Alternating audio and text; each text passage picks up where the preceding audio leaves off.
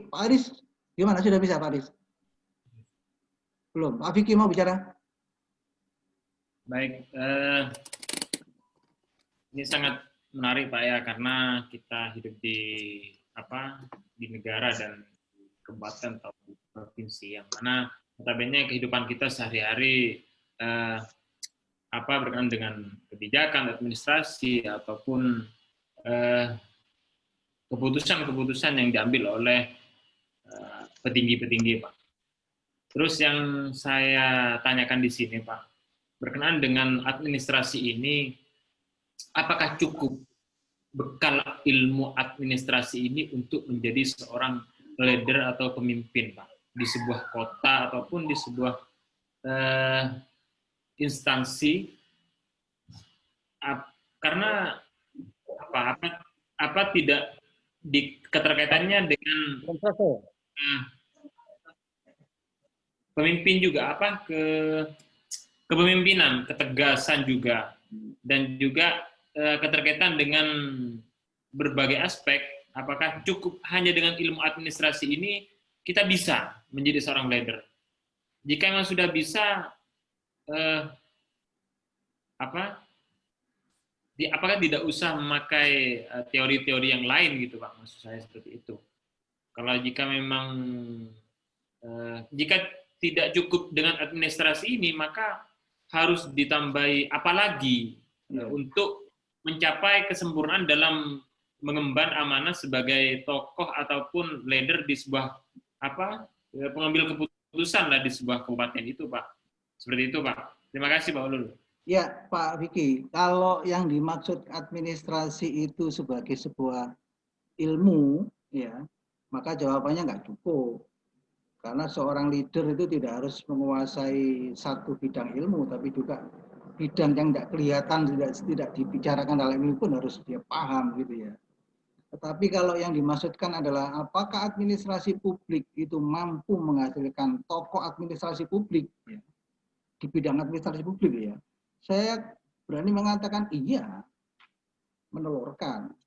Fungsi dari administrasi publik itu adalah pengambilan keputusan. Itu artinya dia adalah leader. Tidak mungkin seorang bisa mengambil keputusan kalau dia tidak punya kemampuan sebagai memimpin. Seperti itu kan kira-kira. Cuman pertanyaannya apakah itu cukup ilmu administrasi sebagai ilmu dipahami lalu kemudian menjadi leader? Kayaknya enggak, karena administrasi hari ini tidak dipelajari sebagai sebuah profesional, sebagai pengetahuan saja, itu akan menjadi masalah. Saya tidak melihat ya di Fakultas Ilmu Administrasi, di PTN, dimanapun itu ya, di UGM, di UB atau di UI atau di mana Pajajaran, itu lalu lulusannya profesional, itu enggak ada itu. Kalaupun ada itu dulu ada itu APDN, Administrasi Pemerintahan Dalam Negeri. Lulusan itu pasti tahu sudah jobnya apa, camat misalnya begitu. Mestinya ada juga sekolah-sekolah administrasi publik ya, kelas-kelas administrasi publik lalu mendidik menjadi bupati. Masalahnya adalah bupati itu harus dipilih lah, ini masalahnya. Iya kan? Kalau orang sekali berbupati disekolahkan lulusan itu mungkin bisa. Tapi kalau suatu saat harusnya begitu suatu saat itu bupati, pemilihan bupati, wali kota itu kadernya atau calonnya harus punya sertifikat lulusan. Nah, harusnya begitu mestinya itu. Ya. Nah, tapi di negara kita ini kan sudah harusnya kan harus politiknya. Gak perlulah menjadi pejabat publik di bidang politik itu orang yang punya ilmu tertentu, yang penting dia terpilih dan jadi, itu kan menjadi soal itu. Jangan-jangan itu masalah kita yang tadi juga disampaikan oleh Pak Juli itu.